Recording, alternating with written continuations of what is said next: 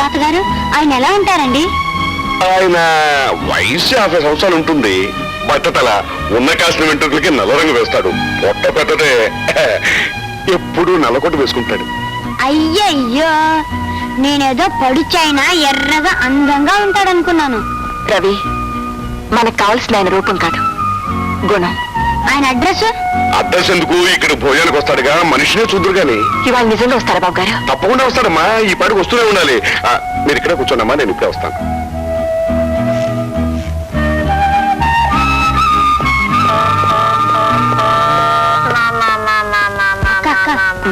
తాతయ్య గారు చెప్పిన మనిషి. నమస్కారం అండి. నమస్కారం అండి. నమస్కారం నమస్కారం. కూర్చోండి కూర్చోండి కూర్చోండి.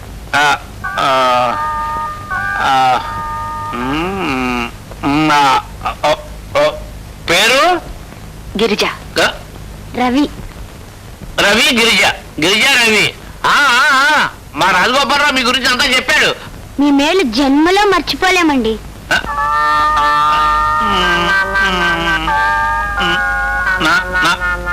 నా మేరా?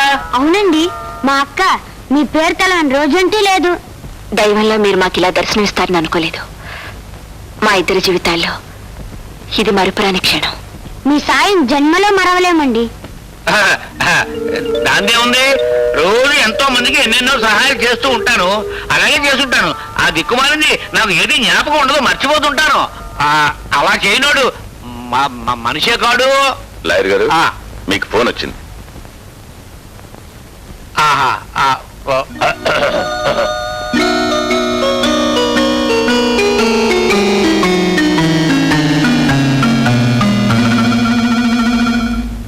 హలో, నేను శేషరత్నాన్ని మాట్లాడుతున్నాను.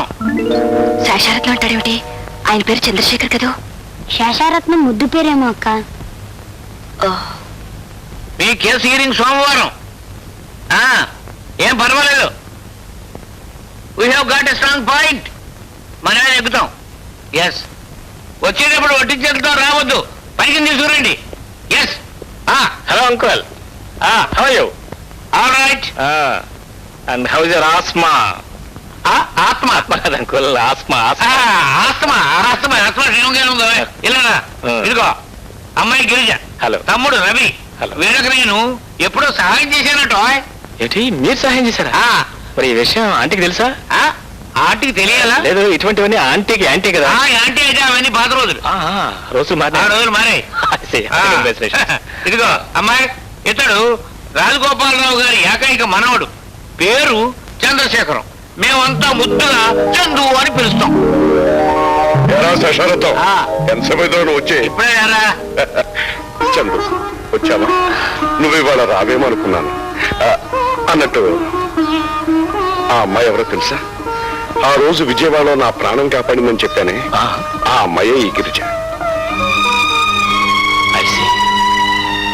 మా తాత మీ గురించి అంతా చెప్పారు. చాలా థ్యాంక్స్. ఆయనకు మీరు ప్రాణదానం చేశారు. మీ మేలు ఈ జన్మలో మర్చిపోలే.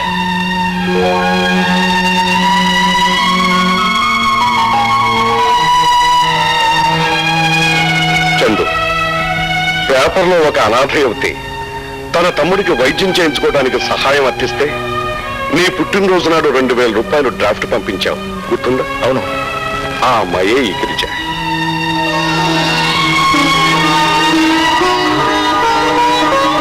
What a wonderful coincidence.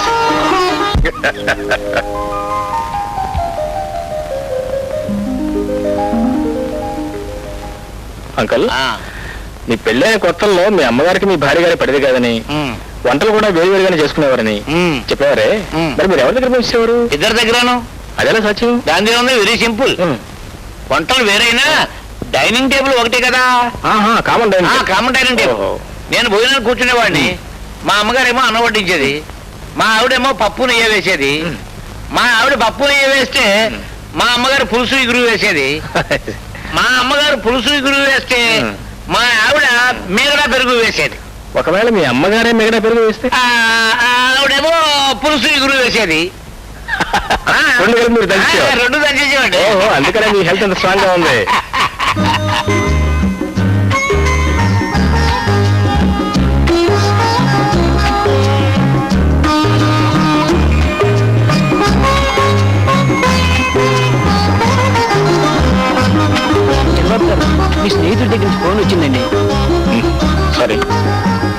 Excuse me.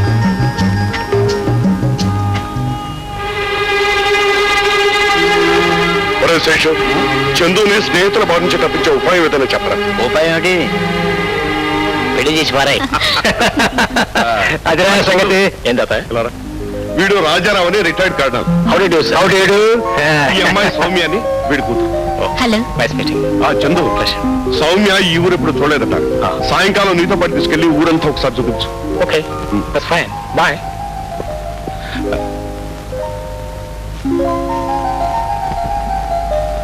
ఏమా, హౌ ఇస్ ది బాయ్?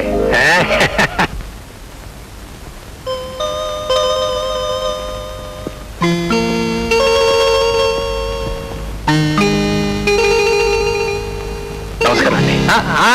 నమస్కారం. కూర్చో కూర్చో. పర్వాలేదండి. పెద్దల ముందు కూర్చుని అలవాటు నాకు లేదండి. ఓహో, ఏమిటి ఇలా వచ్చావు? ఏమిటి సంగతి? ఏం లేదండి, మీతో ఒక ముఖ్యమైన విషయం చెప్పుకోదామని వచ్చానండి. ఏమిటా ముఖ్య విషయం? ఏం లేదండి, ఈ విషయం మీతో చెప్పాలంటే సిగ్గుగా ఉందండి. పర్వాలేదు, చెప్పు బాబు.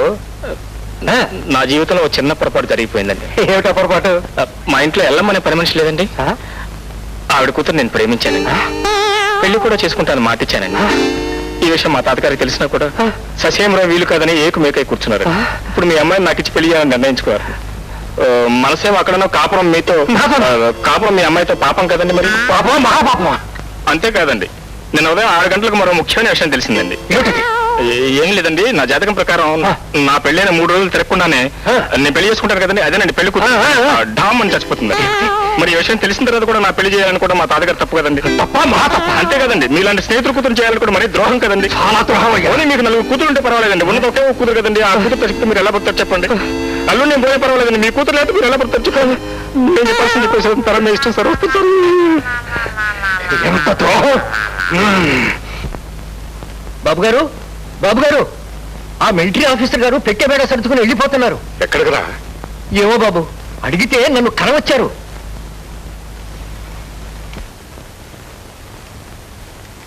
ఒరే రాజారావు, ఏమిట్రా ఎక్కడికి ప్రయాణం?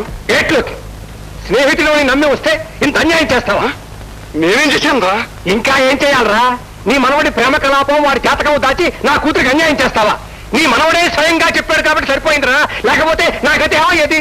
ధర్మప్రభో, ఒక్క నిమిషం కూడా కలపడు. పదమ్మా పద.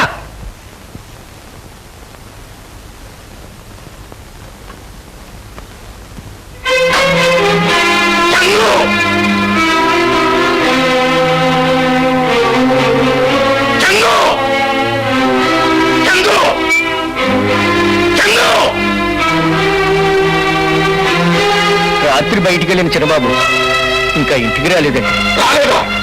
వాడు ఎక్కడున్నా సరే కాళ్ళు చేతులు కట్టి ఈడ్చుకురండి.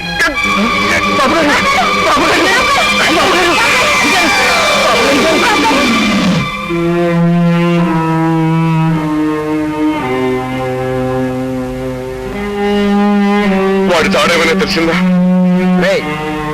నువ్వు ఇలాగే ఆవేశపెడితే మళ్ళీ ఎప్పుడు హార్ట్ అటాక్ వస్తుంది. మాకెవ్వరికీ చెప్పకుండా సెలవు తీసుకుంటాం. చస్తే పీడ వదిలిపోతుందిరా. ఎంతకీ నువ్వు అనేది ఏమిట్రా? ఎందుకు పెళ్లి చేయాలంటావు అంతేనా?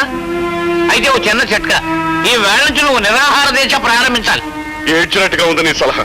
వాడి పెళ్లి మాటేమో కానీ నా చావు మాత్రం ఖాయమే. అబ్బా, నా మాట శాంతం వినరా తండ్రి. నిరాహార దీక్ష అంటే వట్టి నాటకం. చందు చూడకుండా నీ ఆహార వ్యవహారాలు అన్నీ నువ్వు కాని చేస్తూ ఉండు. ఇగో సాయన్న, నీకో మంచి చిట్కా చెప్తాను. ఇలా ఇలా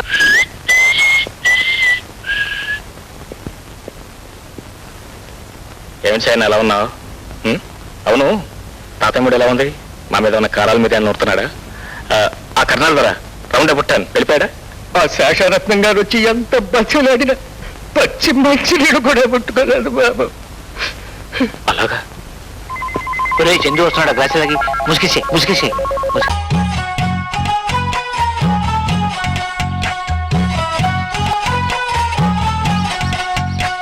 నువ్వేం మాయ చేసావో కానీ ఓ మనసాచి పమ్మాని సాన్ని క్షణం మాగనంటోంది వాణి మరీ చిలిపిది వయసు